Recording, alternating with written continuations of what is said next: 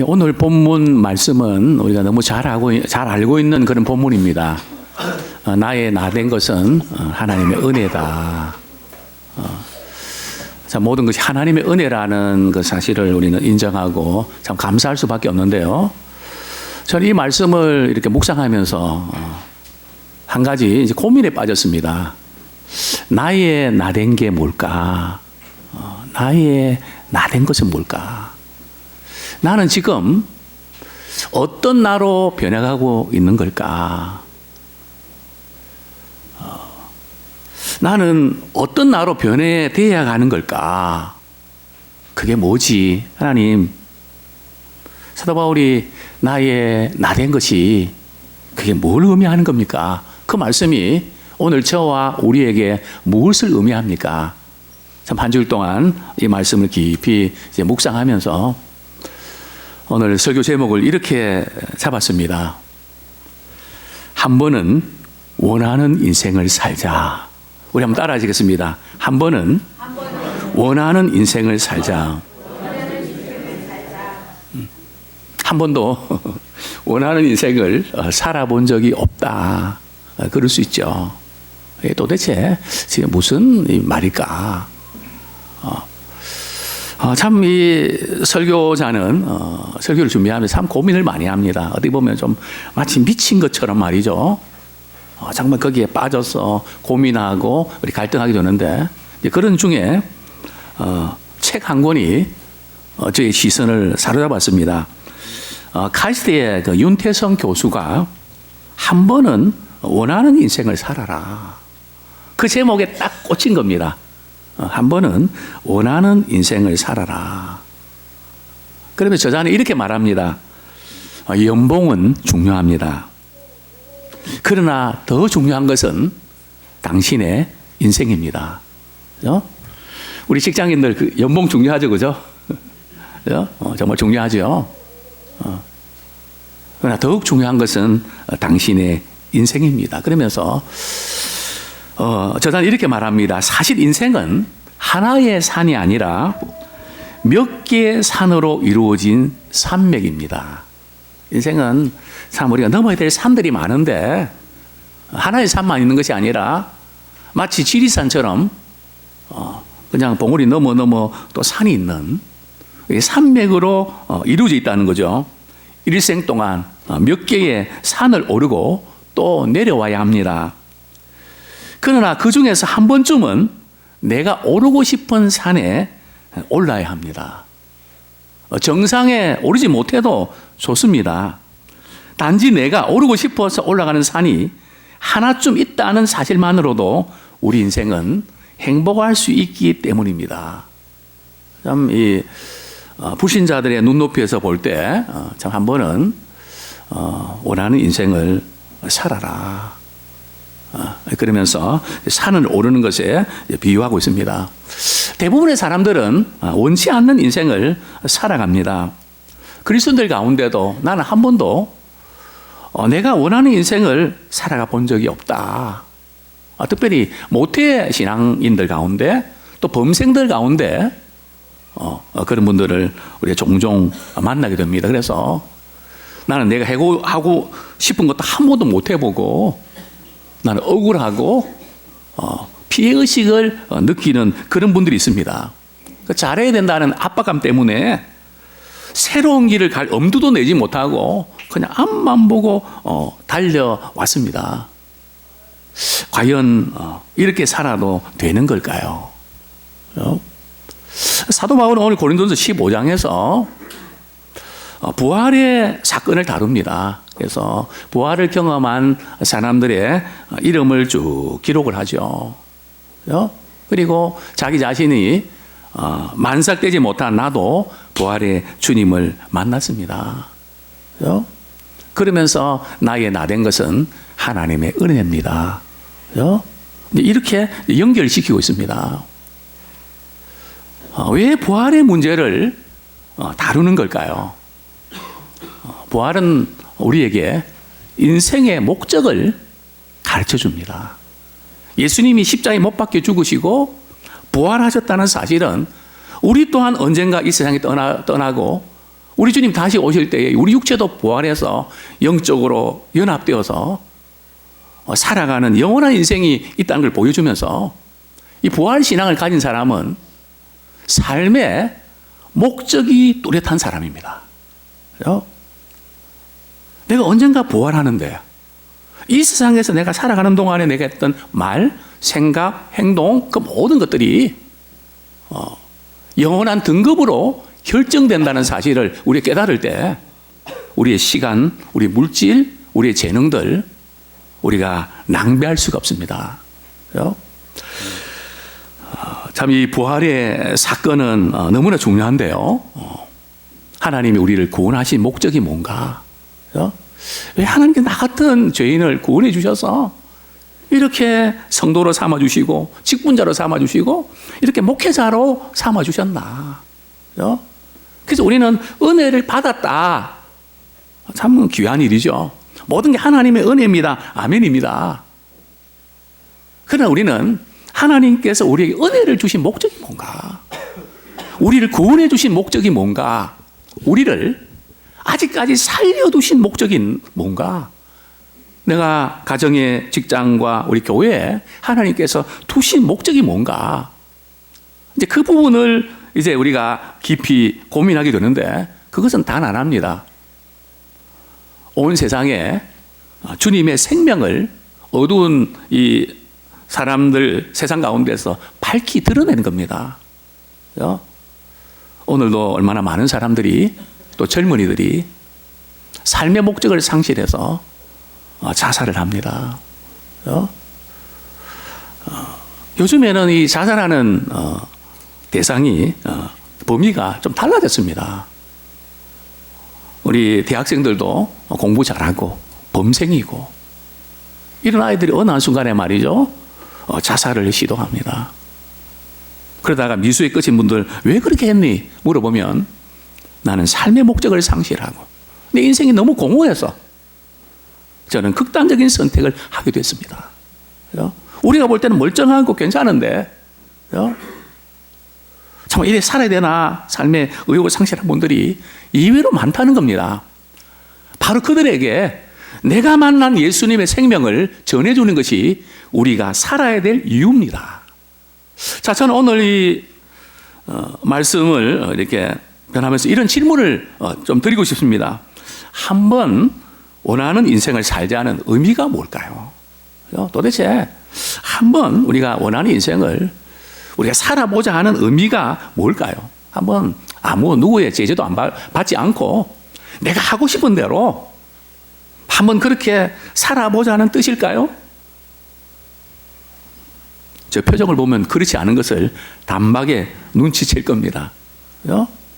그런 의미는 아니죠. 먼저 우리는 자신에게 이렇게 질문해 봐야 됩니다. 다른 사람이 원하는 인생을 아내는, 남편은, 또 부모는, 직장인들은, 또 우리 성도들은 내게 직분 맡겨졌고 내가 또 일터에서 내가 할 일이 있고 그런 모든 가정에서 역할들이 있는데 내가 장가가기 전에는 시집가기 전에는 내 마음대로 할 수 좋았는데 이게 뭐지? 그래서 우리 결혼식장에 가면 이런 인사가 통하죠. 좋은 때 다 지났다. 좋은 날 다 지났다. 그죠? 그게 무슨 축복입니까? 저주입니까? 근데 그 말 속에 참 뼈가 있단 말이죠. 근데 분명히 우리 하는 질문해 봐야 됩니다. 내가 이전에 하지 않았던 거, 내게 지어진 그것을 감당하는 그게 불행한 일일까요? 제한받고 구속당하고 힘들어지는 것만일까요? 또 우리가 이렇게 또 질문해 봐야 됩니다. 내가 정말 원하는 인생을 살면 과연 행복할까요? 목표를 세우고 성공하고 인기도 얻고 돈도 얻고 그죠? 그렇게 되면 과연 행복할까요? 참 이런 그 질문을 하게 되는데 저는 저와 우리 모두 그렇게 도전하고 싶습니다. 여러분들은 누구를 위한 인생을 살고 싶으십니까? 오늘 본문에서 사도 바울은 당시에 유대교에 열심히 특심했기 때문에 기독교를 핍박했습니다. 예수 믿는 사람들을 말이죠, 원정 가서 그냥 잡아오는, 그게 이제 자신의 사명이었습니다. 얼마나 참 열심히 대단했는지. 그러나 부활하신 주님이 다메섹 도상에서 강권적으로 사도 바울에게 찾아오셔서 이렇게 말씀하셨습니다. 우리 사도행전 26장 14절, 사도행전 26장 14절 제가 읽어드리겠습니다. 사울아 사울아 내가 어찌하여 나를 박해하느냐, 가시채를 뒷발질하기가 내게 고생이니라. 이 가시채는 끝에 이제 뾰족한 쇠나 뼈를 박은 채찍인데요, 밭을 갈 때에 소가 말이죠, 말을 잘 안 들으면 그 때립니다. 그러면 막 뒷발질을 그렇게 하게 되는데요, 헛바질보다 위험한 게 뒷발질입니다. 우리 축구 경기 때 말이죠, 헛발질 하는 것도 위험하지만 우리 인생에 뒷발질 하는 것도 굉장히 위험합니다. 너가 잘한다고 막 그렇게 애를 쓰고 그러는데, 그죠? 너는 지금 뒷발질 하는 거야. 그게 고생이야. 그죠? 주님을 위해서 뭔가 열심히 하고 뭔가 잘해본다고 하는데 주님은 이렇게 말씀합니다. 왜 너가 나를 핍박하느냐. 그죠? 지금 사도 바울은 깜짝 놀랐습니다. 내가 주님을 위한다고 했는데 주님이 보실 때는 너가 나를 핍박하고 있는 거야. 왜 믿는 사람들, 그죠? 왜 핍박해? 그죠? 네가 나를 핍박하는 거다. 그죠? 정말 이렇게 소가 뒷발질할수록 더 고통당하고 힘들어하는 것처럼, 과연 우리는 신앙생활 하면서 내가 인생을 살아가면서 뒷발질하는 그런 내 모습은 아닌가. 나의 삶의 방향은 과연 하나님을 향하고 있는가, 하나님을 등지고 있는가. 우리는 하나님께서 나를 어떻게 바라보실까, 그게 중요합니다. 하나님이 나를 바라보시는 그게 보이세요? 느껴지세요? 경험하시나요? 하나님이 나를 바라보시는 믿음의 의식이 있나요?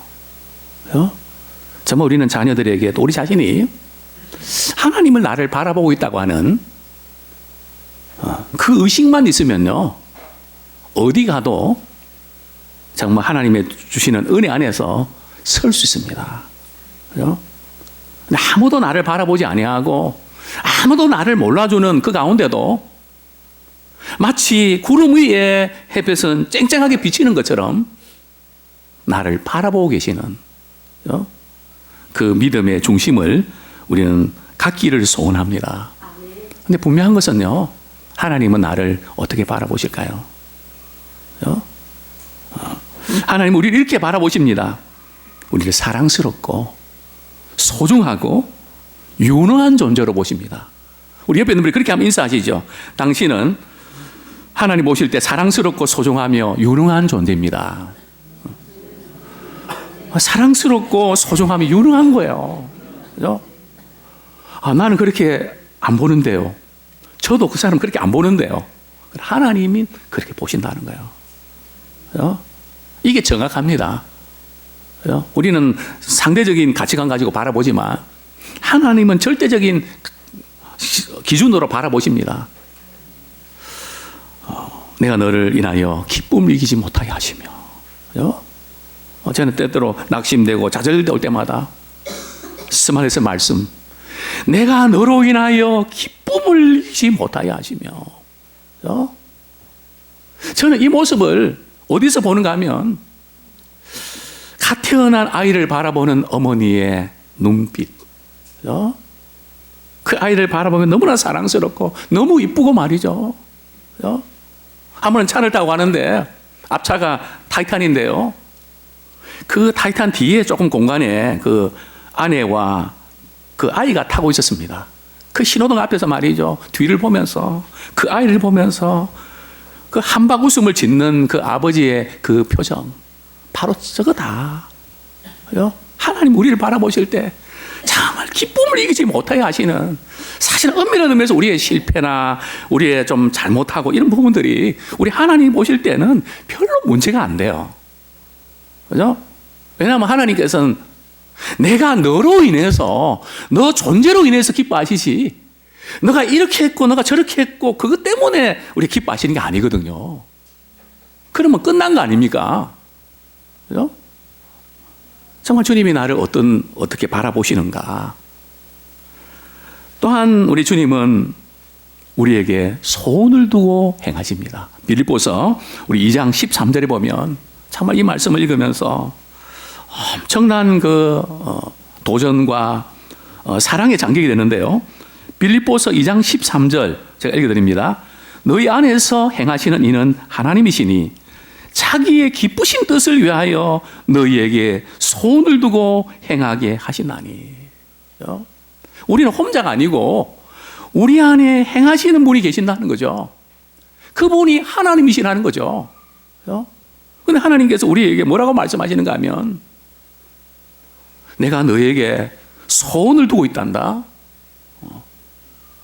나는 너의 인생이 내 소원을 이루는 그런 인생이 되면 좋겠단다. 도대체 내가 뭔데? 하나님이 나 같은 사람에게 소원을 두신다니 이게 말이 되냐?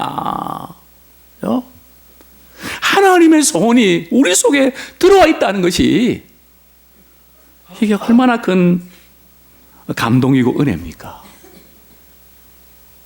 일국의 대통령이 좀 훌륭한 분이 우리에게 소원을 두고 행하신다면, 직장에서 회장님이, 사장님이, 학교에서 총장님이 우리의 이름 부르면서 나는 너가 이런 사람이 되었으면 참 좋겠다. 그게 내 소원이다. 부모가 자녀들에게 애야, 엄마 소원은 이거란다. 소원을 우리에게 두시는 분이 하나님이시란 말이죠. 그죠? 하나님께서 우리에게 소원을 두고 행하기를 원하시는, 그래서 우리 인생은 다른 거 다 필요하지만 말이죠. 하나님의 소원이 우리 안에 들어와 있어야 됩니다. 그리고 하나님의 소원이 우리가 살아가면서 꿈틀거려야 돼요. 사람마다 다를 겁니다. 다른 누구 때문에도 아니고 어떤 어려운 상황 때문에 아니라 그냥 하나님의 소원이 말이 우리 속에서 부글부글 끓어서 말이죠. 목사님, 그러려면 돈도 있어야 되고요, 백도 있어야 되고 다 있어야 되는데요. 물론 있으면 좋습니다. 그러나 하나님께서 우리에게 소원을 두고 행하시면 그분이 이루십니다. 그러니까 우리는 우리 인생에 있어서 하나님의 소원이 저를 통해서 이루어지게 해주십시오. 그죠?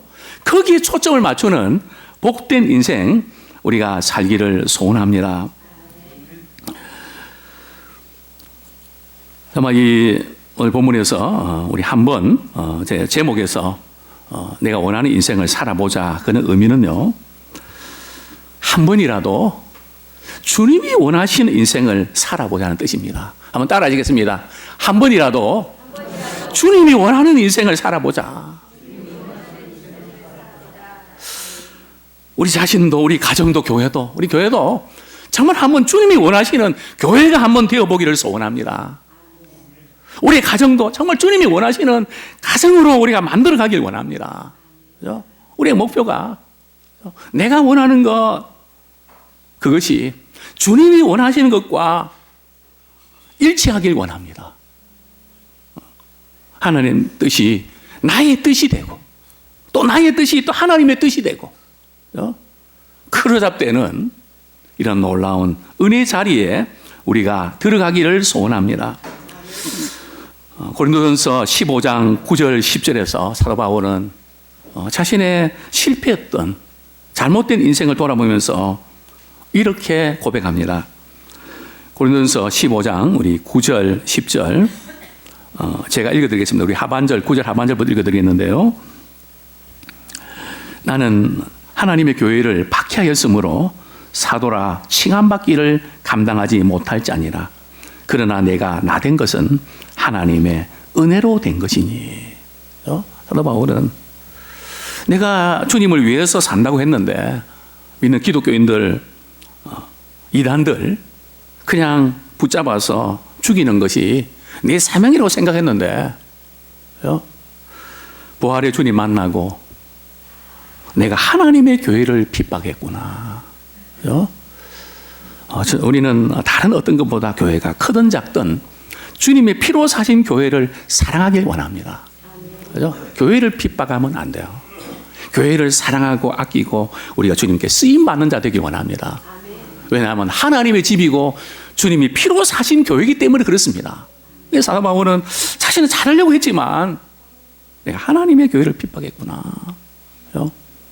정말 우리의 삶의 목적이 하나님의 교회가 잘 되기를 소원합니다. 정말 하나님이 하시는 일이 잘 되는 거기에 목숨 거는 저와 우리 모두가 되기를 소원합니다.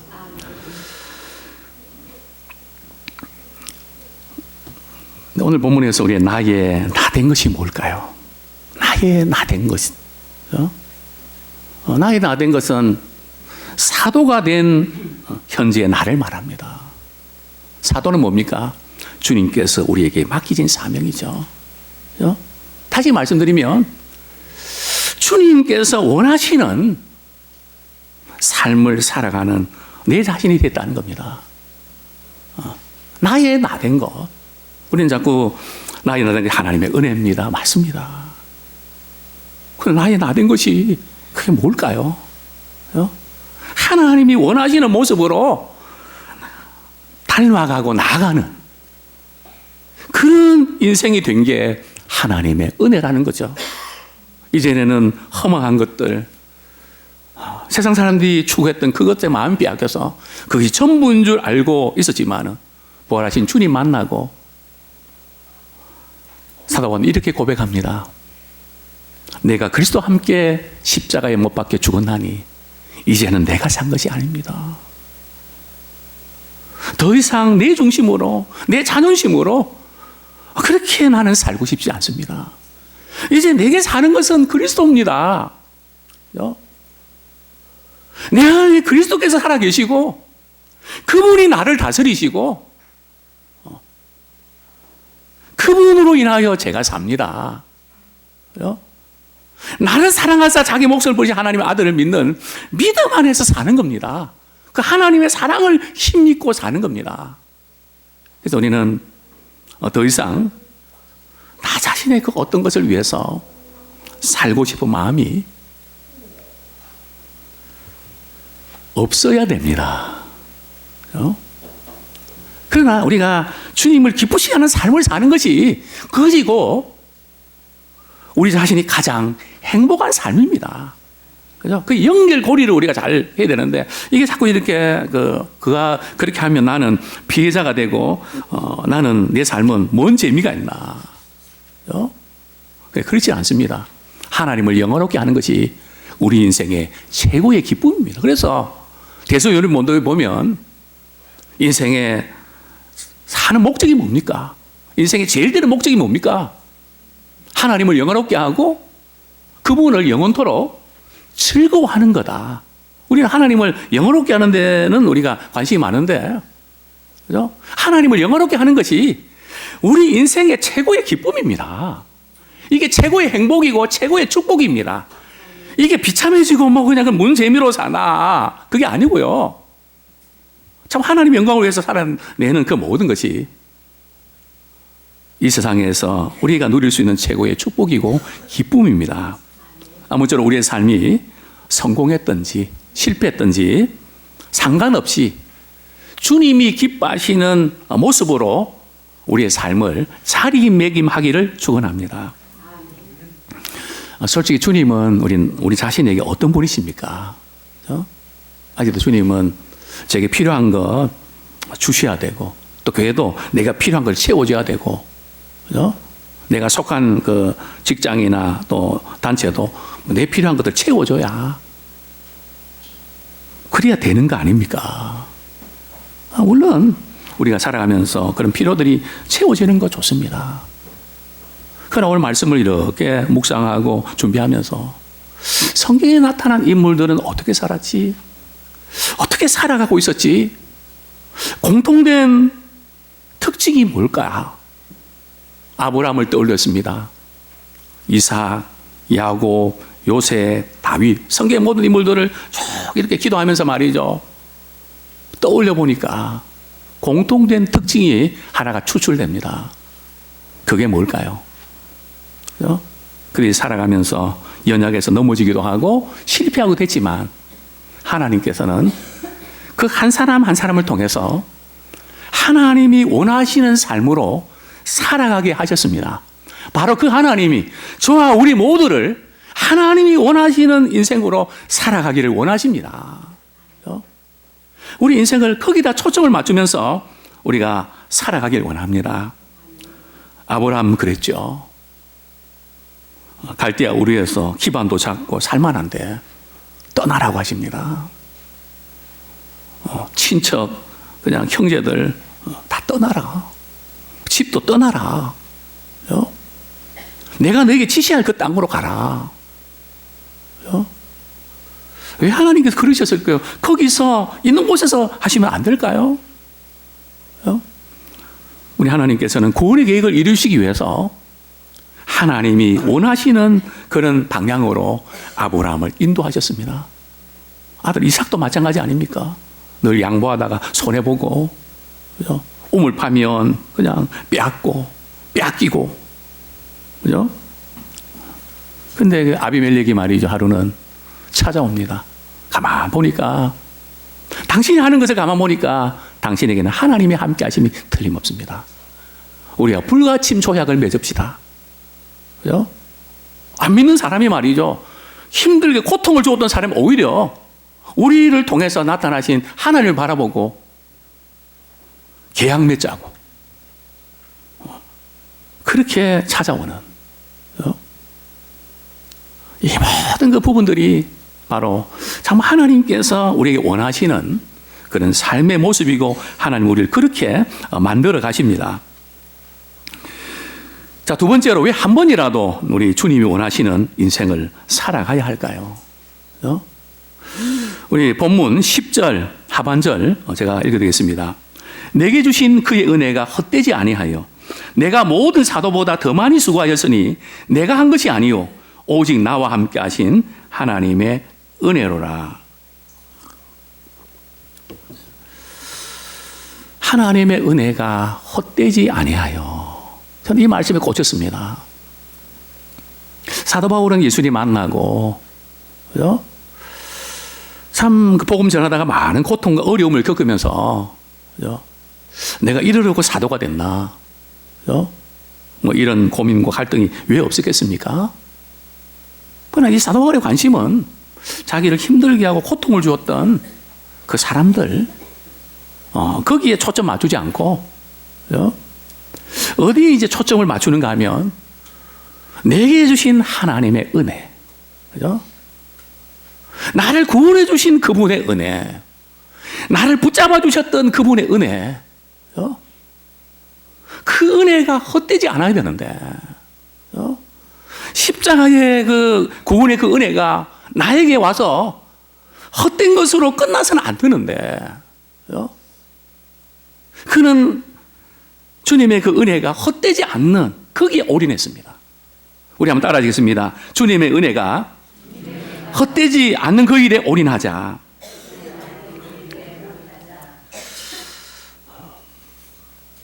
그러면서 자신은 사도들보다 더 많이 수고하고 더 많이 이렇게 복음 사역에 힘썼다는 것을 이렇게 고백합니다. 왜냐하면 은혜가 헛되지 않기 위해서. 제가 이렇게 중학교 때 제가 좋아했던 영화는 중국 무술 영화입니다. 이소룡 나오는 영화 있잖아요. 그죠? 막 날아다니는 그게 얼마나 재밌던지. 예, 막 그냥 여기서 말이죠. 막 그냥 날아다니고 말이죠. 근데 보면 중국 영화에 뭐 지금은 모르겠습니다. 옛날 그 제가 이렇게 중국 영화를 이렇게 무술 영화를 보면 항상 레파토리가 비슷합니다. 이렇게 시작하죠. 어느 소림사에서 말이죠. 사부가 제자들을 막 무술훈련을 시키는데 악당들이 와갖고 말이죠. 그 사부를 살해합니다. 피를 흘리면서 말이죠. 죽어가면서 그 자기 제자에게 말이죠. 수제자에게 이렇게 말합니다. 이 왼수를 갚아줘라. 절대 내 피가 헛되지 않도록 해라. 그러면서 이 제자는 막 울면서 반드시 그렇게 하겠습니다.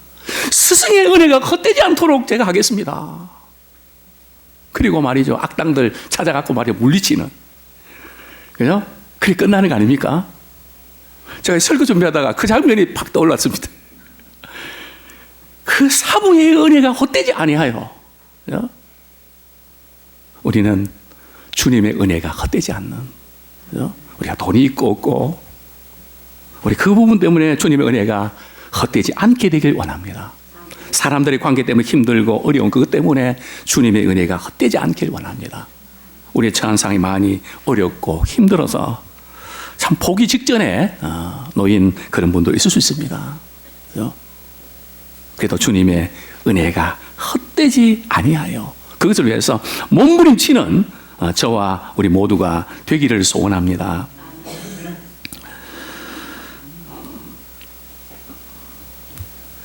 세 번째로 어떻게 우리 한 번이라도 주님이 원하시는 인생을 우리 살아갈 수 있을까요? 그죠? 참 한 번이라도 주님이 원하시는 인생을 살고 싶은데 주님이 원하시는 일들을 한번 하다가 죽어야 되겠는데, 그죠? 저도 목회하면서 그런 이 말씀 준비하면서 또 이전에도 야 나는 원하는 목회 한 번도 하지 못하고 흉내도 못 내고 끝나는 거 아니야. 한번 해보지도 못하고 이렇게 끝나는 거 아니야. 그죠? 그러나 우리 개인도 마찬가지죠. 우리 직장인도 마찬가지고 또 우리 모두가 마찬가지입니다. 내가 정말 이건 해보고 싶었는데, 그죠? 내가 이거만큼은 할 줄 알았는데 손도 못 대고 그렇게 우리가 끝나는 분들도 있을 수가 있습니다. 그죠? 그러나 정말 중요한 것은 그것이 크든 작든 내가 원하는 것을 했든 못했든 우리는 주님을 위해서 살았던 그 일들, 수고들 그 하나하나는 우리 주님이 기억하시고 그것이 주님이 원하시는 인생이란 말이죠. 내가 이루었든 이루지 못했든 그게 중요한 건 아닙니다. 우리 자신에게는 중요할 수 있는데요. 주님이 보실 때는 너 목표 성공 이루었냐 이루지 못했냐 그게 중요한 게 아니고 그 모든 삶의 과정 속에서 주님이 함께 하신 인생을 살았냐. 정말 주님이 기뻐하시는 그 인생을 살기 위해서 그렇게 몸부림쳤나. 올라간 높이도 중요하지만 헤쳐나온 깊이가 주님 보실 때는 더 중요할 수 있습니다. 그 은혜가 헛되지 아니해서 모든 사도보다 더 많이 수고하였다고 사도 바울은 고백합니다. 사도 바울은 내가 사도들보다 더 많이 수고했다는 것을 자랑하기 위해서 하는 말은 아닙니다. 거기에 관심이 없습니다. 주님의 은혜가 너무 크기 때문에 나 같은 죄인을 주님 살려주시고 주님을 핍박하고 교회를 핍박하고 너무 힘들겠는데 이제는 내게 주신 그 주님의 기회를 위해서 잃어버린 시간이 너무 아깝기 때문에 남은 시간을 정말 주님이 기뻐하시는 인생을 위해서 살아가야 되겠는데 그래서 주님을 일을 위해서 더 많이 수고했다. 이제 우리의 남은 인생 참 낭비된 인생이 있습니까? 이제 우리의 남은 인생 정말 주님이 기뻐하시는 그 일에 올인하면서 주님 앞에 설 때에 참 많이 수고했다. 사도 바울은 고백합니다. 우리 수고도 우리 힘으로 할 수 있는 것이 아니고 나와 함께 하신 주님의 은혜였다고 고백합니다. 우리가 이렇게 믿음 생활하면서 정말 주님이 나와 함께 하신다는 걸 머리로는 아는데요, 우리가 그것을 잘 경험하지 못하는 이유가 뭘까요? 혹시 이런 거 아닐까요? 주님이 나와 함께 하지 않아서 우리가 못 느끼는 게 아니라 주님께서 우리에게 말씀에 순종하고 주님이 기뻐하시는 일을 우리에게 요구하시는 것은요, 주님께 뭐가 필요해서 그런 거 아닙니다. 주님께서 우리에게 요구하시는 것은 그 말씀에 순종하고 그분이 기뻐하는 일을 하다 보면 주님이 함께 하시는 경험을 하기 때문입니다. 주님이 함께해서 성공하는 게 중요한 게 아니고요, 성공 그 배후에 주님이 나를 일으키시고 주님께서 만들어 오셨다는 그 사실 자체가 중요한 겁니다. 우리가 실패했어도 그 가운데 주님이 함께 하심을 경험하면서 우리 살았다면 주님 보실 때는 형통입니다. 또 우리가 세상적으로 성공했다 할지라도 주님과 상관없이 나의 어떤 야망과 그것을 이루어졌다면 주님 보실 때는 그것이 실패입니다. 정말 우리에게 중요한 부분들이 참 예수님의 고백, 나를 보내신 이가 나와 함께 하시도다. 내가 항상 그의 기뻐하신 일을 행함으로 나를 혼자 두지 아니하셨느니라. 나는 왜 혼자일까? 나는 왜 이럴까? 혹시 그런 분 계십니까? 물론 우리의 삶이 어렵고 힘들었고 고독해서 그럴 수 있습니다. 그러나 이렇게 한번 점검해 보시죠. 내가 정말 항상 주님이 기뻐하신 일을 하고 있는가? 우리가 주님이 기뻐하신 일을 할 때에 주님이 함께 하심을 경험합니다. 마태복음 28장에도 보면 예수님의 치상 그 명령, 너희는 가서 모든 족속으로 제자 삼아라. 그 앞에 내가 세상 끝날 때까지 너희와 항상 함께 하겠다. 어떻게 하면요? 복음의 증인되면 말씀 가르치고 제자 삼고 세례 베풀고 믿음의 사람으로 만들어가는데 내가 쓰임 받으면 그걸 통해서 하나님이 함께 하시는 것을 경험하게 된다는 겁니다.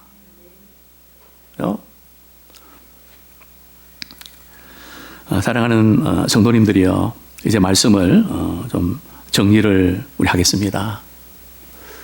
나는 어떤 사람인가? 어떤 사람이 되어가고 있는가? 세 부류의 사람이 있다 그러더라고요. 든 사람. 든 사람은 가면 지식이나 뭐 이런 게 말이죠. 뭐가 이렇게 뭐 좀 철이나 이게 좀 든 사람 있죠. 또 두 번째 부류의 사람은 난 사람입니다. 아주 뛰어나고요, 재능이 있고 그냥 그 많은 사람에 영향을 끼치는 난 사람. 그러나 마지막 사람은 된 사람입니다. 저는 된 사람이 돼야 돼요. 뭐 밥이 되고 질고 그 된 거 말고요. 하나님이 보실 때 된 사람. 참 하나님의 은혜로 내가 여기까지 왔구나. 하나님이 기뻐하시는 그런 모습으로 내가 되어가고 있구나. 그 모습으로 우리가 된 사람이 되기를 소원합니다. 이제 우리가 작은 것부터 우리가 실천하면 좋겠습니다. 너희 안에 이 마음을 품으라. 곧 그리스도 예수의 마음이니.